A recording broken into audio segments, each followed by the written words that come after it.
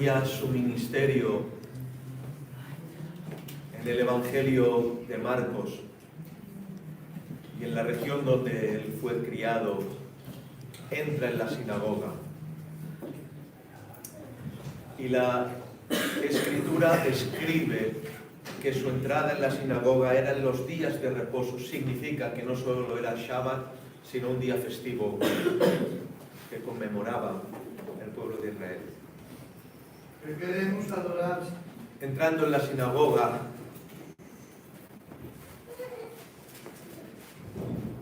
el Señor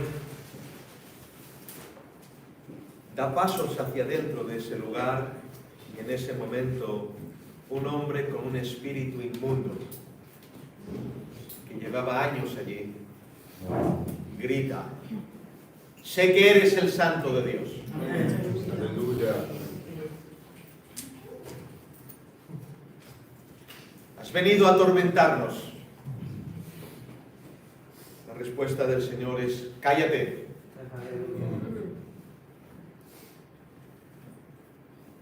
Y liberó a aquel hombre atormentado por aquel espíritu.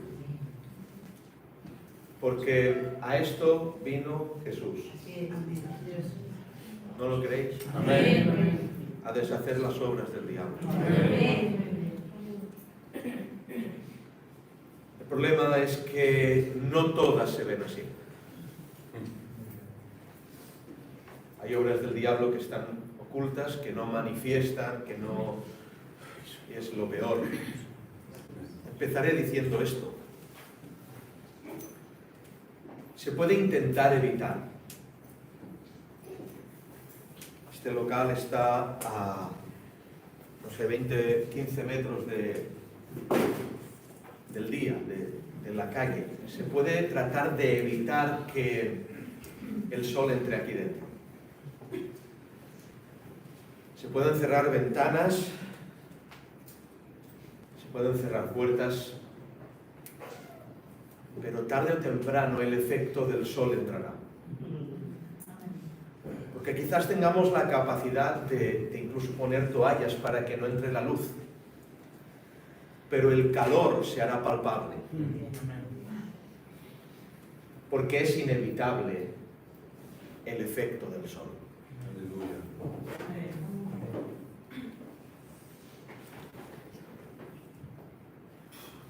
En nuestras vidas, muchas veces nos comportamos de esta manera, tratando de que el Señor no nos pida más. Intentando controlar nuestra vida religiosa, teniendo en mente el saber que tenemos que venir en martes, jueves y sábado, pero tratamos de cerrar ventanas, bajar persianas, para que el Señor, el sol, no moleste en demasía. Ponemos límites al Señor. Y en esta sinagoga en Capernaum, no sé cuánto tiempo hacía que no entraba. Aleluya. Pero tarde o temprano, el sol entró. Por más que intente el hombre paliar los efectos del sol, no puede, porque siempre el sol gana. Amén. El sol entró por la puerta, un sol llamado a sí mismo Príncipe de Paz. ¿Reconocéis este nombre? Amén. Porque un niño nos es nacido, Aleluya. hijo nos es dado, y el principado sobre su hombro, y se llamará su nombre admirable, consejero, Dios fuerte, Padre eterno, Príncipe de paz. Pero es una paz, el Adonai Shar Shalom trae una paz un poco contraria a los hombres. Fijaros que en la sinagoga de Capernaum estaban en calma, pero sin paz. ¿Por qué? Porque en el momento que entró la paz, hubo guerra. ¿No lo habéis entendido? Lo voy a repetir. Mientras no entró el príncipe de paz, no había guerra en la iglesia. De ahí de que hay iglesias que constantemente están en una paz fingida porque el príncipe de paz no está dentro. Así es. Porque cuando entra el príncipe de paz, el reino de las tinieblas es conmovido. Amén. La paz verdadera trajo la guerra a la iglesia. Yo quisiera que yo lo estoy viendo, cómo Jesús entra en ese lugar y se lía el 2 de mayo. Porque cuando Jesús entra en un lugar, se lía el 2 de mayo. Amén. Fíjense que ni habló ni predicó, solo entró. Porque muchas veces no hace falta ni que hable, solamente entra y ya se lía. No existe tal cosa como una iglesia conviviendo con lo inmundo, con Jesús adentro. Amén. O se va lo inmundo, o se va Jesús. Amén. Lo voy a repetir, otra oportunidad. O se va lo inmundo, o se va Jesús. Depende de nosotros qué queramos que esté aquí. Amén. De hecho, en la sinagoga de Capernaum echaron a Jesús y volvió lo inmundo. Más adelante hablaremos de eso. El sol entra por la puerta. La paz caminó por la sinagoga. Hermanos, paz es la situación y relación mutua de quienes no están en conflicto ni en guerra. ¿Entendéis la definición? Es decir, es la relación que tienen dos seres que no están en guerra. Eso es paz. La paz que conocemos bíblica es una paz vertical que se manifiesta también en lo horizontal. Pero la paz bíblica no es una paz con los hombres, es una paz con Dios. ¿Lo entendéis? Amén. La paz bíblica no significa una tregua. Yo me espero que habléis y luego yo... No pasa nada, ¿eh? Yo lo entiendo, que no pasa nada. No pasa nada. Es muy importante esto. Tranquilos. No pasa nada.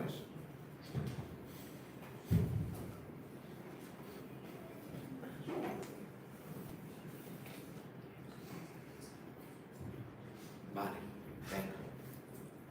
La paz bíblica no es una tregua con los hombres ni con la iglesia.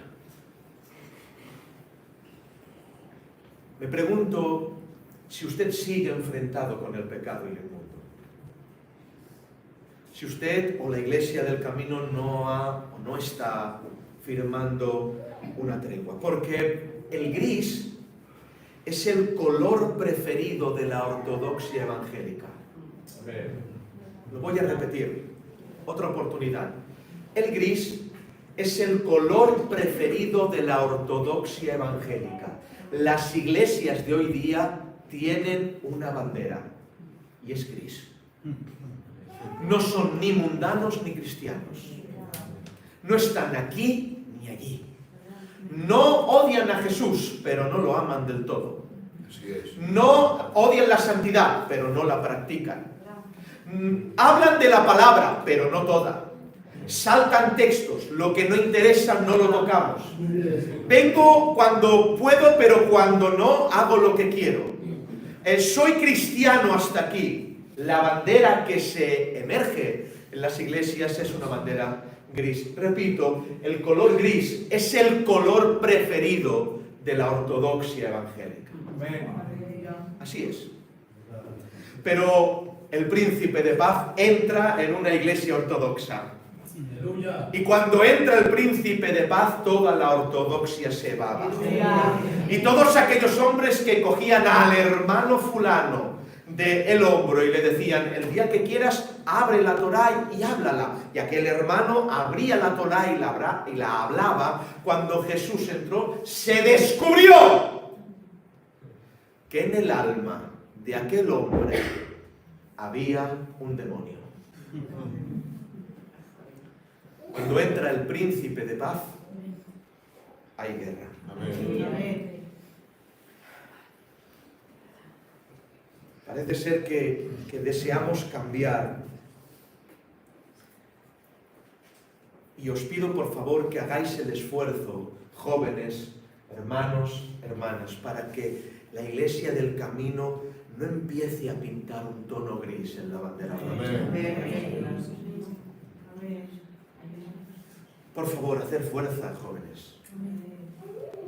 Presionad a los diáconos, a los siervos, a los pastores. Porque ahora, con todo lo que nos ha acontecido, tendremos una tendencia a estar en paz con todos. Estamos cansados de pelear.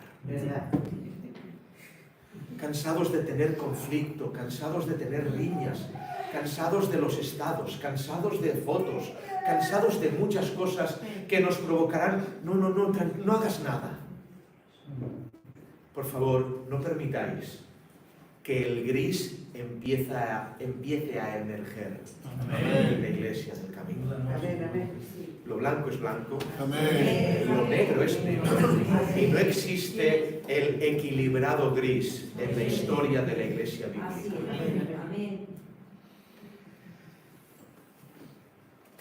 El Señor entra en la sinagoga. En esa sinagoga donde los hombres habían creado un estanque de algo que tenía que ser un río de agua viva. Porque ¿acaso no lo hacemos nosotros individualmente en nuestras vidas? Y repito, no sé por qué el Señor me lleva aquí, pero es tan importante lo que os quiero decir. El que no convirtamos ni acaudalemos el agua de Dios. De que no tratemos de dominarla. De que no hagamos tuberías y parcelas para que el agua quede allí y que nosotros saquemos tazones cuando queramos. Que sea un río desbocado. Que tenga el Señor la libertad. El ciervo no clama por estanques. Así como el ciervo brama por las ¿qué? Corrientes de las aguas. Así clama el alma mía por ti, oh Señor. ¿Por qué? Porque ningún estanque ha limpiado a ningún hombre. Pero las aguas vivas quitan el pecado para la gloria de Dios. Hubo una tregua firmada entre el diablo y la sinagoga de Capernaum. ¿Saben qué es tregua? Tregua, fíjense, que se parece a paz, pero no es paz. La tregua es la finalización de hostilidades entre dos enemigos temporalmente. ¿Entendéis? Es decir, tú eres mi enemigo, pero vamos a firmar un tiempo de paz para que ni yo te agreda a ti, ni tú me agredas a mí. Lo que hizo el diablo en la sinagoga de Capernaum era eso. Mira, firmamos una paz que no está firmada en papeles, pero sí en conversaciones. No está firmada en los libros de la sinagoga, pero sí está firmada en las camas de los hebreos que vivían en aquel tiempo. No sé si me explico. No está firmada en delante de un notario, pero sí en las mesas de los altares de los hebreos en aquel tiempo. Y me pregunto si firmó usted una tregua. Se ha firmado una tregua y le dice a Dios hasta aquí. Porque si se firma una tregua, ese cese de hostilidad es temporal. Mira, hay gente que piensa así. Yo me acuerdo mucho de una querida familiar mía que siempre me decía esto. Nunca se metía con el diablo. Yo me meto con el diablo, ¿no? Porque meterse con el diablo es que el diablo se meta contigo. ¿Estáis aquí? Amén. Hay quien no quiere hacer más para Dios porque sabe que el diablo vendrá. Hay quien no quiere separarse más para el Señor porque sabe que el diablo vendrá. Pero escúchenme, ¿está usted en tregua con el diablo o en paz con Dios? Estar en paz con Dios es estar en guerra contra el enemigo. Lo voy a repetir. Estar en paz con Dios es estar en guerra contra el enemigo. ¿Cómo dos enemigos pueden firmar una tregua? Es más, ha pasado, sigue pasando, lo vemos en Ucrania, pases humanitarios, Hay muchas referencias metafóricas y aplicables aquí. Pero ocurre que a veces cuando los enemigos firman una tregua y esa tregua se dilata, los enemigos terminan haciéndose amigos. ¿Me explico? Es decir, a veces sí que necesitamos un Kit Kat en el espíritu, ¿verdad? Ahora dejadme estar, pero pasa que el enemigo no te toca, tú no lo tocas a él y funciona de tal forma que estás tan bien que ya no te miras al enemigo como te mirabas. Y esa tregua provoca que ya no te mires el pecado como te lo mirabas. Así es. Y que aquello que antes veías mal, ahora ya no lo ves tan mal. Y que aquello que veías negro, ¿cómo lo ves ahora? Gris. Y el gris ha tomado el color de las iglesias. Y tengo temor de nuestras iglesias que no tomen este carácter gris. Ortodoxia evangélica, doctrina, teología, pero el diablo conviviendo con ellos dentro. Agazapado, tranquilo, no tiene problemas, pero quiera el Padre de las luces que envíe al príncipe de paz, rompiendo las puertas de nuestras sinagogas, que entre y se manifieste para la gloria de Dios. La tregua con nuestros enemigos muchas veces formará la guerra con nuestros amigos. Es decir, firmar una tregua con el pecado, con el diablo y con lo gris provocará que estés en guerra con Dios. Y te aconsejo una cosa. Mira, amigo que me escuchas, es preferible estar en guerra con el diablo que en guerra con Dios. Porque el Dios que te predico, escúchenme, lo voy a decir ahora así de sencillo, el Dios que te predico muchas veces lo han puesto en el mismo ring que Satanás, pero no está allí. Porque jamás Dios ha sido el enemigo de Satanás. Sí que Satanás ha sido el enemigo de Dios. No lo han entendido. Lo voy a repetir. Satanás sí que ha sido el enemigo de Dios, pero jamás Dios ha sido el enemigo de Satanás. No porque no esté en enemistad, sino porque jamás un león ha sido el enemigo de una mosca.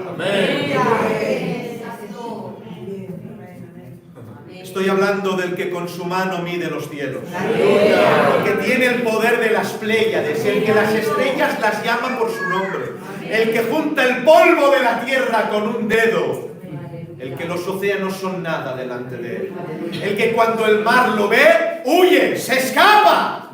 Estamos hablando de ese.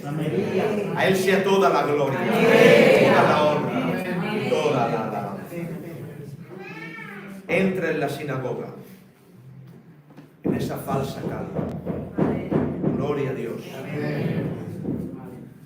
Están haciendo obras. No os asustéis. Un consejo de pastor. Hay un periodo en el que el Señor deja descanso a las almas, en el que el Señor ya sabe todo lo que va a pasar, pero hace que te examines por si estás firmando una tregua con lo malo. Y con lo malo no significa hacer pactos con el diablo. Significa no llamar al pecado por su nombre. No decir esto es así, y es así, y lo hago, y soy pecador. Esto es el principio de la paz con Dios. Pero esto ya no es así, es gris y ya no me veo tan pecador. El Señor deja un tiempo, pero luego entra en guerra. Disciplina, un trato de separación, te separa incluso de los siervos de Dios, te separa del ser pastoreado, te separa de muchas cosas. Y dices, ¿por qué? Porque hiciste tregua. Diste tu casa a la calma con los enemigos.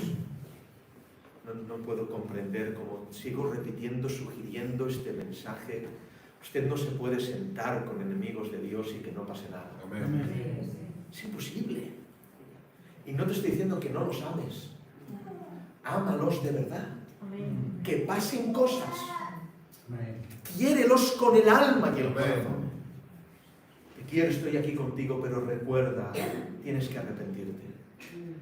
La palabra del Señor dice, la Biblia habla. No firme usted tregua, lo firme grises. Entró en la sinagoga y cuando habló Jesús dijeron esta frase,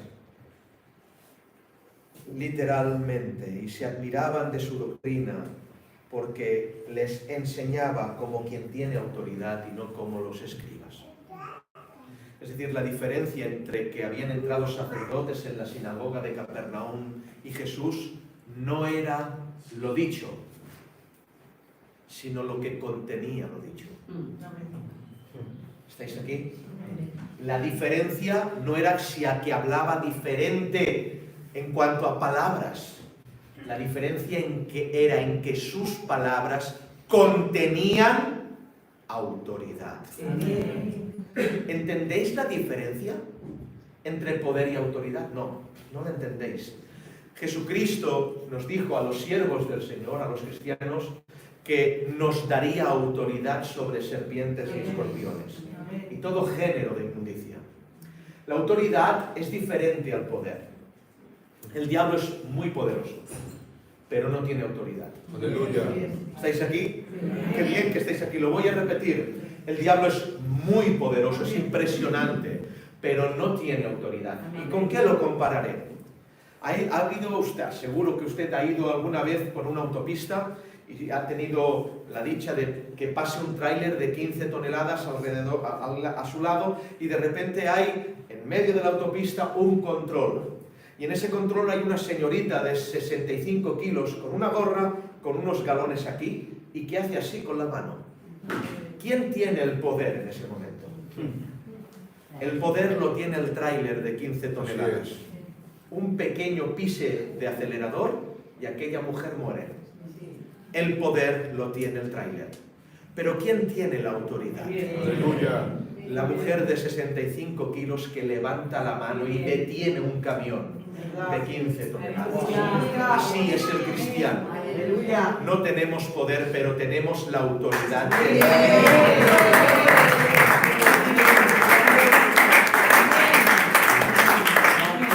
Autoridad. Este es distinto. Este no es como los demás. No, si habla la ley, si predica de los profetas, si es que habla lo mismo, no matarás, no adulterarás, habla, dice lo mismo, pero tiene algo. Aleluya. Tiene autoridad y no es como los escribas y fariseos. Oh, hermanos, no dice que los escribas no predicaran bien, ni que no fueran elocuentes, ni que la gente estuviera incómoda en el culto. Dice que enseña como el que tiene autoridad. Autoridad es poder que gobierna o ejerce el mando de hecho o de derecho, potestad, facultad, legitimidad. Los fariseos tenían elocuencia, no tenían facultad. Tenían mensaje y sermón, no tenían legitimidad. La legitimidad la tenía el Hijo de Dios. El requisito que falta es legitimidad. Por eso describe la palabra y sigue hablando. Que entró Jesús con la legitimidad y ocurrieron cosas. Muy sencillo lo que quiero compartir.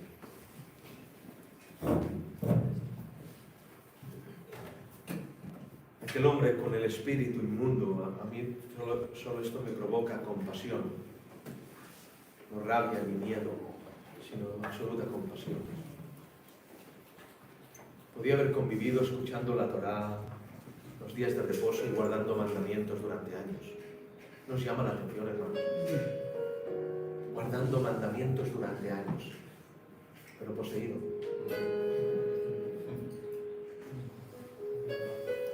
Era un Shabbat, estaba ahí, estaba guardando el mandamiento, pero con un espíritu inmundo. Esa era la convergencia de él. Y lo que pretende el diablo es esto, es tener ambas partes, tener por una parte algo bíblico para estar camuflado dentro de lo bíblico. Nos dice la palabra del Señor que entró y esos hombres no pudieron hacer nada con el espíritu inmundo, pero solo la entrada de Jesús provocó lo que sucedió. Y no como los escribas. Hay una frase que dijo el Señor que dice: en la cátedra de Moisés están sentados los escribas y los sacerdotes. haced todo lo que os digan, porque todo lo que os dicen es bueno, pero no hagáis conforme hacen. ¿Qué me enseña esto? Que la legitimidad no estaba en lo que decían. La legitimidad del poder por encima de lo inmundo no está en el mensaje. Está en lo que haces. Un hombre lo dijo así, un hombre que era impresionante en el mensaje. Dijo que la autoridad no viene por lo que vas a hacer, sino por lo que vienes haciendo. Porque autoridad es respaldo. Lo dijo de esta manera. Dijo, un taburete no tiene respaldo, pero una silla, ¿dónde tiene el respaldo? ¿Delante o atrás? Detrás siempre. Porque el respaldo no viene por lo que vas a hacer, sino por lo que vienes haciendo. El respaldo es el testimonio. Integridad. Hombres que se conducen conforme a la palabra de Dios. Eso es respaldo. De ahí viene la autoridad. Así lo dijo el apóstol Pablo en ese momento en que dice, pues busco ahora el favor de los hombres o el de Dios, o trato de agradar a los hombres, pues si todavía agradar a los hombres no sería siervo de Cristo. El respaldo no viene por una paz con los hombres, una tregua con los hombres. El respaldo viene por la paz con Dios. Escribas, esos hombres que copiaban la palabra. Esa era su función, coger un Sefer Torah y copiarlo exactamente, coger un Sefer Torah y copiarlo exactamente, y se pasaban la vida copiando exactamente. Pero ¿cuándo cumpliréis exactamente? Porque la autoridad viene por eso, por cumplir, no por copiar.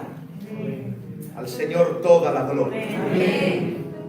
Para hacer milagros no hay que hablar, hay que cumplir. El gris es el color preferido de la ortodoxia evangélica. Voy a terminar.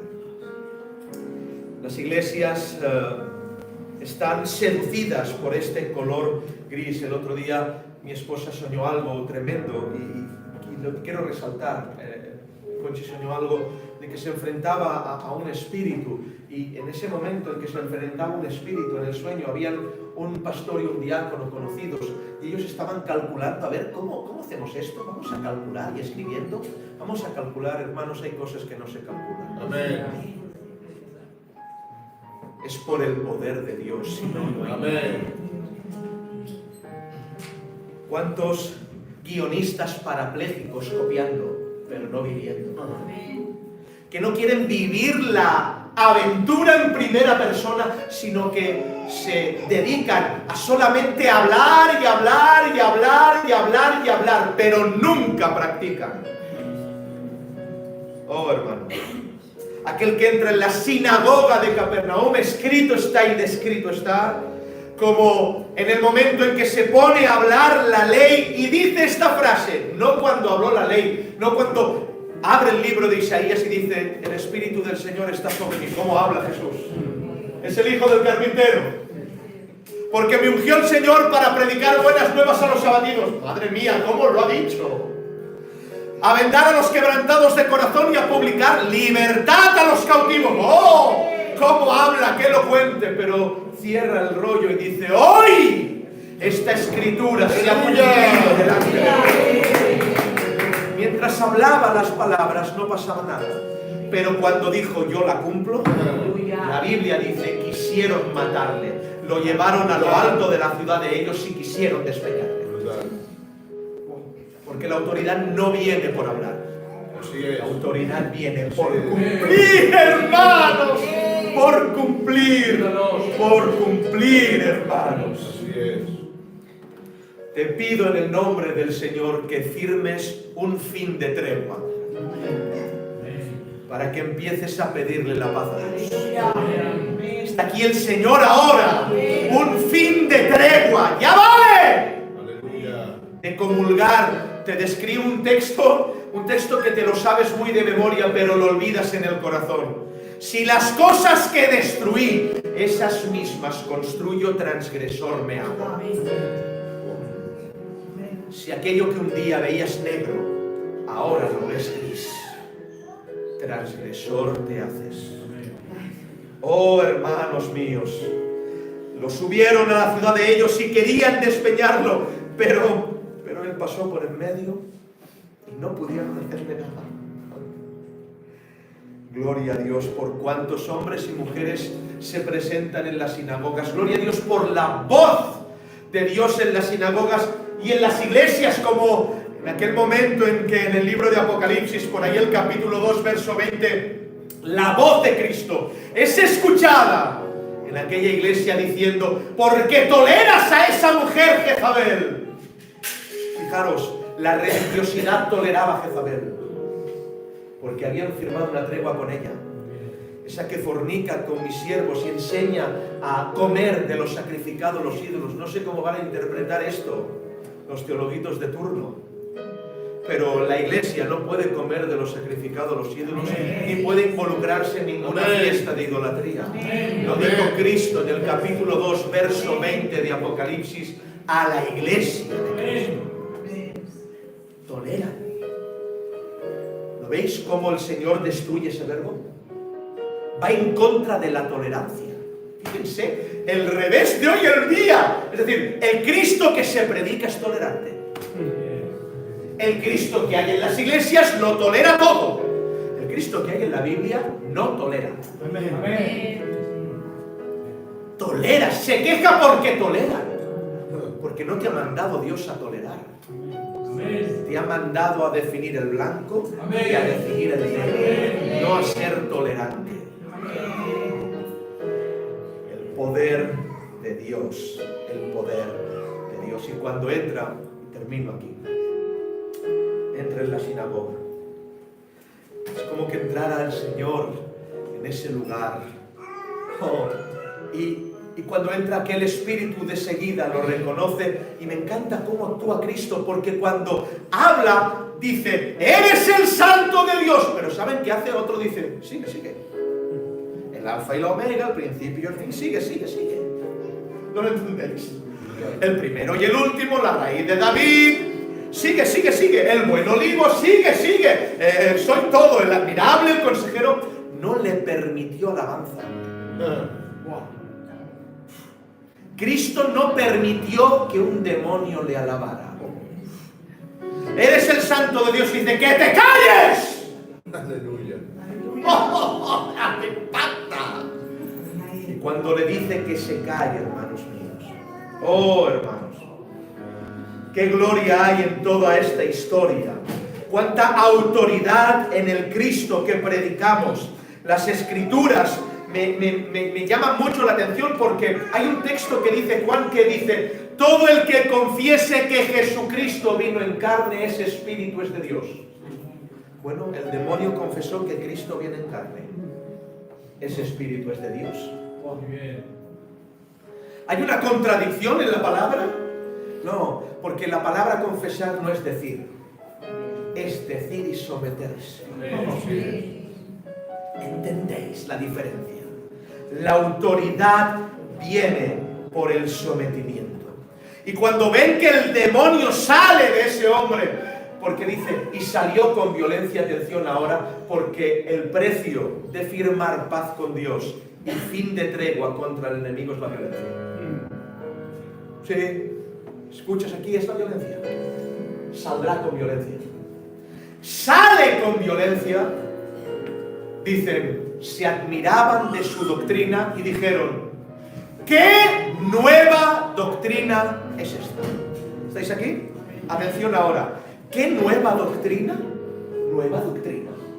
¿El sacar demonios es nueva doctrina? No, es antigua, lo que la habéis perdido. Así es. La doctrina que está predicando Cristo está escrita y descrita en Génesis capítulo 1. Y separó Dios la luz de las tinieblas.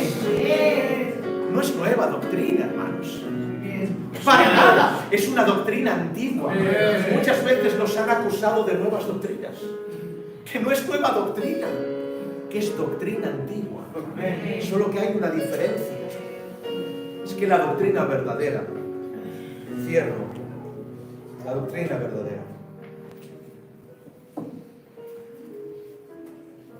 se manifiesta en verdad con una evidencia. Hasta aquí. La evidencia es el poder contra el mal. Es sencillo, pero muy elevado. Es decir, la verdad verdadera, no la razón, no mi argumento, no mi opinión, no lo que yo pienso de la verdad verdadera, tiene poder contra el mal. Otra oportunidad. Tiene poder contra el mal. La luz puede con las tinieblas.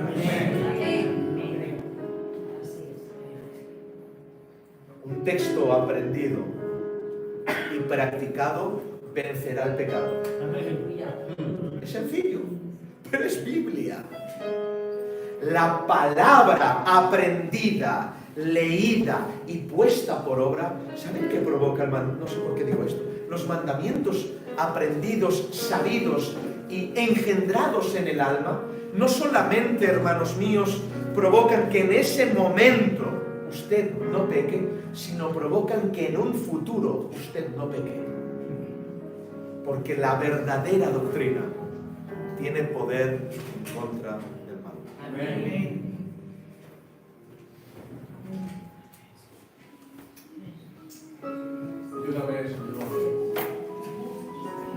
Y ahora cabe la reflexión en cada uno de nosotros. ¿Está usted firmando una tregua? No permitáis, incluso yendo en mi contra, que en la iglesia del camino se pinten grises. Os lo pido, por favor. El blanco es blanco, el negro es negro. Y por más que cerremos las cortinas y las ventanas, el sol va a entrar. El sol va a entrar. Vamos a adorar al Señor.